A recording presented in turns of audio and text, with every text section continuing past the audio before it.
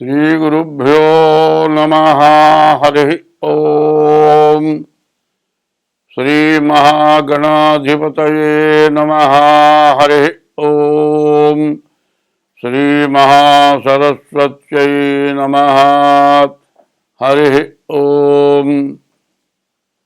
వందే శంభుముమాపతిం సురగురుం వందే జగత్కారణం వందే పన్నగభూషణం మృగధరం వందే న పశూనాం పతిం వందే సూర్యశశాంకవక్నినయనం వందే ముకుందప్రియం వందే భక్తజనాశ్రయం చ వరదం వందే శివం శంకరం.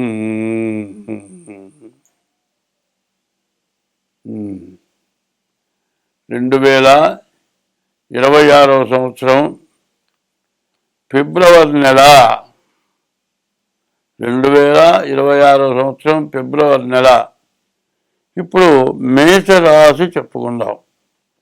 ఈ మేషరాశి ఎట్లా ఉన్నది అంటే, ఈ మేషరాశికి ద్వాదశంలో శని ఉన్నాడు. ద్వాదశంలో 12వ శని ఉంటే ఏలినాటి శని ప్రారంభం అయినట్టు. మార్చి 30 నుంచి ఏలినాటి శని ప్రారంభమైంది. అంటే 2025వ సంవత్సరం మార్చి 30 నుంచి ఏలినాటి శని ప్రారంభమైంది. అయితే ఈ ఏలినాటి శని చాలా కష్టాలతో కూడుకున్నటువంటి శని. మనం చేసినటువంటి పాపం వల్ల మనకు రకరకాలైన కష్టాలు వస్తాయి. చేసే వృత్తిలో ఏమీ ఆదాయం ఉండదు. అది మానుకుందాం అన్న పరిస్థితి వస్తుంది. ఇంట్లో డబ్బులు ఉండవు. ఇంట్లో భార్యాభర్తలకి అనుకూలత ఉండదు. ఇంట్లో గొడవలు, బయట ఆదాయం ఉండదు. బయట పనిచేసే చోట గొడవలు, మరి ఇంట్లో వాళ్ళకి రోగాలు, రకరకాలైన సమస్యలు, మరి యాక్సిడెంట్లు అవడానికి అవకాశం ఉంది. ఇట్లా చాలా సంవత్సరం నుంచి చాలా ఇబ్బందులు, కష్టాలు వచ్చినాయని చెప్పాలి ఏలినాటి శని వల్ల. మరి ద్వాదశంలో శని ఇంకా సంవత్సరంన్నర ఉంటాడు. మొత్తం ఏలినాటి శని మొత్తం 7 సంవత్సరాలు 6 మాసాలు. అంటే ఇప్పుడు సంవత్సరం గడిచిపోయింది. ఇంకా సంవత్సరం 6 మాసాలు, 6 సంవత్సరాల 6 మాసాలు ఇంకా ఏలినాటి శని ఉంది. అయితే ఈ రాశి వాళ్ళకి శని వల్ల మాత్రం బాగా ఇబ్బంది. కాబట్టి అసలు ఈ రాశి ఎట్లా వచ్చింది? ఉత్తరాభాద్ర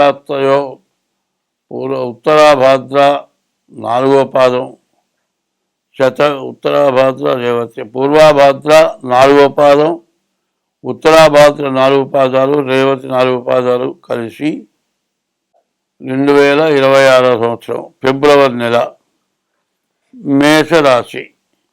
ఈ మేషరాశి ఎట్లా వచ్చిందో చూద్దాం. ఈ మేషరాశి విధానం ఏమిటంటే, అశ్వని 4 పాదాలు, భరణి 4 పాదాలు, పూర్తిగా 1 పాదం. అంటే మీరు పుట్టిన తారీఖు, నెల, సంవత్సరాన్ని బట్టి ఈ రాశి వస్తుంది. ఈ మేషరాశి అశ్వని, భరణి, కృత్తికా నక్షత్రాల్లో మీరు పుట్టి ఉంటేనే మేషరాశి. ఈ మేషరాశికి 12వ శని వచ్చాడు. మరి 2025వ సంవత్సరం మార్చి నెల 30వ తారీఖు శని వచ్చాడు. ఈ శని వల్ల చాలా నష్టాలు, కష్టాలు, అప్పులు, బాధలు, మరి ఆస్తులు కుదరబెట్టడం, మరి అవి చివరికి వాళ్ళుగా చేసే పరిస్థితి రావటం, ఇట్లా రకరకాలైన కష్టాలు, నష్టాలు, ఇబ్బందులు బాగా కనబడుతూ ఉన్నాయి. ఈ రాశి వాళ్ళ పరిస్థితి చెప్పడానికి వీలు లేనటువంటి బాధలు శని వల్ల బాగా ఎక్కువగా ఉన్నాయి. ఈ రాశి వాళ్ళు తప్పనిసరిగా శనికి 19,000 జపం చేయించుకోవాలి.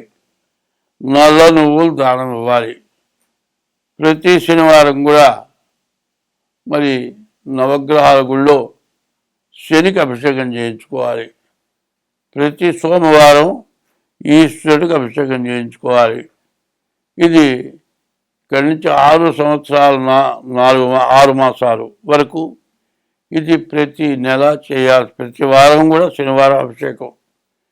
మరి రోజు కూడా శివుడికి ప్రదక్షిణ చేయటం, నవగ్రహాల ప్రదక్షిణ చేయటం, ఇట్లా చేస్తూ కనీసం ఇప్పుడు సంవత్సరం లోపల ఒకసారి మరి 19,000 శనికి జపం చేయించుకొని నల్ల నువ్వులు దానం ఇవ్వాలి. తర్వాత ఈ రాశి వాళ్ళకి శని వల్ల మాత్రం చాలా బాధలు కష్టాలు ఎక్కువగా ఉన్నాయి. అయితే ఈ రాశి వాళ్ళకి రాహు, రవి, కుజుడు, బుధుడు, శుక్రుడు 5 గ్రహాలు బాగున్నాయి. రాహు బాగుండటం చేత మీకు ఇంతకుముందు ఎవరైనా డబ్బులు తీసుకొని మీ దగ్గర ఎగ్గొట్టుంటే వాళ్ళు రావు అని ఎదుర్కొంటే అవి ఖచ్చితంగా వస్తాయి. కాదండి మీ ఆస్తి ఎవరైనా సరే మరి ఆక్రమించి మీ ఆస్తి మీ స్వాధీనం కాక మీరు కోర్టుకు ఎక్కితే కూడా వాళ్ళు బలవంతులై కోర్టుకెక్కినా కూడా మీ ఆస్తి మీకు స్వాధీనం కాక మా వల్ల కాదని వదిలేసుకునేది కూడా మళ్ళీ తిరిగి మీ ఆస్తి మీకు స్వాధీనం అవుతుంది. అయితే ఈ రాశివాడికి భార్యాభర్తలకు కూడా తగాదాలు వచ్చే పరిస్థితి ఎక్కువగా కనబడుతుంది. కుటుంబ వ్యవస్థ బాగా చిన్నాభిన్నం అయ్యే పరిస్థితి కనబడుతుంది. కాబట్టి ఈ రాశివాడు ఎవరితో ఇంట్లో కానీ బయట కానీ తగాదాలు పెట్టుకోకుండా ఉండాలి. ఈ రాశివాడికి రాహు బాగుంటుంది చేత డబ్బులు బాగా వస్తాయి, కానీ వచ్చిన దానికంటే డబల్ ఖర్చులు అవుతూ ఉంటాయి, ఎక్కువ ఖర్చులు అవుతాయి. ఇది ఒక ఇబ్బంది పూర్తిగా కనబడుతుంది. ఈ రాశి వాళ్ళకి రవి బుధులు తోటున్నారు. బుధాదిత్య యోగం అంటారు. వ్యాపారస్తులైతే అన్ని రకాల వ్యాపారాల వాళ్ళకు కూడా చాలా బాగుంది. రియల్ ఎస్టేట్ కానీ, తర్వాత ఇల్లు కట్టడం కానీ, ఇల్లు కట్టి అమ్మేవాళ్ళు కానీ, ఇంటికి సంబంధించిన సామాగ్రి అమ్మేవాళ్ళకి కానీ బాగుంది. తర్వాత కళాకారులకు బాగుంది. వ్యాపారాలు చాలా బాగున్నాయి. కుజుడు బాగున్నాడు. ఈ రాశి వాళ్ళు ఏదైనా ఇల్లు స్థలమో కొనుక్కోవాలంటే అవకాశం ఉంది బాగా. కానీ 3 గ్రహాలు బాగాలేవు. 3 శని పూర్తిగా బాగాలేడు. ఈ రాశి వాళ్ళకి రాహుకేతువుల మధ్యలో గ్రహాలు పట్టడం చేత కాల సర్పదోషం వచ్చింది. చాలా ఇబ్బందికరమైన టైము. ఇప్పుడు పోగొట్టుకునే మళ్ళీ తిరిగి రావాలంటే చాలా కష్టం. కాబట్టి ఈ రాశి వాళ్ళు ముందుగా జాగ్రత్త పడి మీ డేట్ ఆఫ్ బర్త్ ద్వారా కానీ, డేట్ ఆఫ్ బర్త్ లేకపోతే హస్త సాముద్రిక ద్వారా కానీ మీ జాతకం చూపిస్తే మీ జాతకం చెప్పగలుగుతాం. స్వస్తి. అసలు ఈ ఫిబ్రవరి నెల ఎట్లా ఉందో మనం చూద్దాం. ఎట్లా ఉందంటే పాపగ్రహాల యొక్క బలం బాగా ఎక్కువగా ఉంది. ఇప్పుడు పాపగ్రహాలు అంటే దుర్మార్గుల బలం ఎక్కువగా ఉంది, మంచివాళ్ళ బలం తక్కువగా ఉంది. దుర్మార్గుల దగ్గర మంచివాళ్ళు ఏమీ చేయలేరు, నష్టపడతారు, కష్టపడతారు, పూర్తిగా ఇబ్బంది పడతారు. వాళ్ళు ఉన్న స్థలం కూడా వదిలేపోయే పరిస్థితి వస్తుంది. ఇప్పుడు జరుగుతున్నదంతా కూడా యుద్ధాలు ఎక్కువైనాయి. యుద్ధాలు ఎవరైతే బలహీనుడుగా ఉంటాడో వాడి మీద యుద్ధం చేసి వాడి రాజ్యాన్నే స్వాధీనం చేసుకుంటున్నారు. ఇప్పుడు మనలో కూడా పక్క ఇంటి వాడు ఉన్నాడు అనుకోండి, మనం ఏదైనా బలం తక్కువ వాళ్ళైతే చిన్నగా తన్నో ఏదో చేసి మన ఇంట్లోంచి వెళ్ళగొట్టి వాడి ఇల్లు కాక మన ఇల్లు కూడా ఆక్రమించుకుంటాడు. అదే కాదండి, భార్య రూపవతి శత్రువు అన్నారు. ఈ టైంలో నీ భార్య బాగా అందగత్తి అనుకోండి, పరాయివాడు నీ భార్యను బలవంతం చేసి తీసుకెళ్తే నువ్వేమనుకుంటావు? అయ్యో నా భార్య మంచిది కాదురా, వాడు ఎమ్మడి పోయింది అనుకుంటావు. వాడు బలవంతం చేసి లేకపోతే నువ్వు రాకపోతే చంపుతానని గందరగోళం చేసి తీసుకెళ్తాడు. ఏ రకంగానైనా సరే దుర్మార్గుల వల్ల పూర్తిగా ఈ సంవత్సరం మేషరాశి దగ్గర నుంచి మీనరాశి వరకు కూడా చాలా కష్టాలు ఎక్కువగా ఉన్నాయి. ఈ కష్టాలు ఎక్కువ ఉన్న కష్టాలు ఎట్లా పోవాలి అంటే చూడండి, ఇంతకుముందు విపరీతమైన వరదలు వచ్చినాయి. మరి ఈ సంవత్సరం అట్లాగే విపరీతమైన చలి. మరి ఈ చలి వర్షం తర్వాత చలి తర్వాత రాబోయే ఎండలు కూడా బాగా ఎక్కువగా వస్తాయి. మరి పొల్యూషన్ సక్రమంగా ఉండదు. చలికాలంలో చలికి బాధ, వర్షాకాలంలో నీటి పొల్యూషన్, చలికాలంలో దోమకాటు, మరి మలేరియా జ్వరము, చికెన్ గున్యాను ఇట్లాంటివి తయారవుతున్నాయి. రకరకాలైన వ్యాధులు వస్తున్నాయి. నీవు చేసే పని చేసుకోవాలంటే పొద్దున్నే లేచి పోయి పని చేసుకోవాలంటే చాలా కష్టంగా ఉంటుంది. మరి ఇట్లాంటి పరిస్థితులు, ఈ చలి ఎక్కువగా ఉంటే వ్యాపారస్తులు కూడా వ్యాపారం సాగట్లేదు. జనం మొత్తం బయటకు వస్తే కదా కనీసం టిఫిన్ బండి, ఇడ్లీ, అట్టు ఇట్లాంటివి అమ్ముకునే వాళ్ళైనా సరే 10 గంటల లోపల జనం బయట రావట్లేదు. పొద్దున్నే లేచి వాడు వ్యాపారం చేద్దామంటే వ్యాపారం సాగట్లేదు. అందులో ఈసారి కరువు ఎక్కువైపోయింది, ఆదాయం తక్కువైపోయింది. ప్రతి వాళ్ళకి కూడా కష్టాలు నష్టాలు ఎక్కువగా ఉన్నాయి. పైన ఏమిటంటే ప్రతి వస్తువు యుద్ధాలు జరగటం చేత ప్రతి వస్తువు కూడా విపరీతమైన రేట్లు వచ్చినాయి. సామాన్యుడు బతకలేని పరిస్థితి వచ్చింది.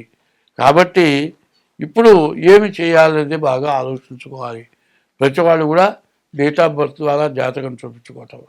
అదే కాదు, దేవతా పూజలు నీ జాతకాన్ని బట్టి ఏ దేవుడి పూజ చేస్తే నీ బాధలు పోతాయి అటువంటివన్నీ చెప్పడం జరుగుతుంది. డేట్ ఆఫ్ బర్త్ ఉంటే డేట్ ఆఫ్ బర్త్ ద్వారా, డేట్ ఆఫ్ బర్త్ లేకపోతే హస్త సాముద్రిక ద్వారా మీ జాతకం చూపించుకోండి. మీకు అన్ని విధాలా బాగా కలిసి వస్తుంది. మీరు ముందు బాగుపడటం కోసమే ఇంత విపరీతంగా చెప్పడం జరుగుతుంది. ఏదో చెప్పాళ్లే, ఏముందిలే పొద్దుగోకులు, మీ డబ్బుల కోసమని కాదు చెప్పేది. మీ జాతకం కరెక్ట్గా ఉంటే అంతా బాగానే ఉంటుంది. వేలికి దెబ్బ తగిలిందండి, డాక్టర్ ఏం చెబుతాడు? ఇంజక్షన్ చేయించుకోరా, క్లీన్ చేయించి కట్టుకోరా అంటాడు. చిన్న దెబ్బ లేని ఊరుకుంటే కాలికి మట్టి తగిలి సెప్టిక్ అయి వేలు తీసే పరిస్థితి వస్తుంది. అట్లాగే అది వైద్యం, ఇది కూడా గ్రహ వైద్యం. ఈ గ్రహ వైద్యం చెప్పేది నీవు బాగుపట్టాలని చెప్పేది, అది బాగా ఆలోచించుకొని చెప్పింది చేయండి. మీకు అన్ని విధాలా బాగుంటుంది. స్వస్తి.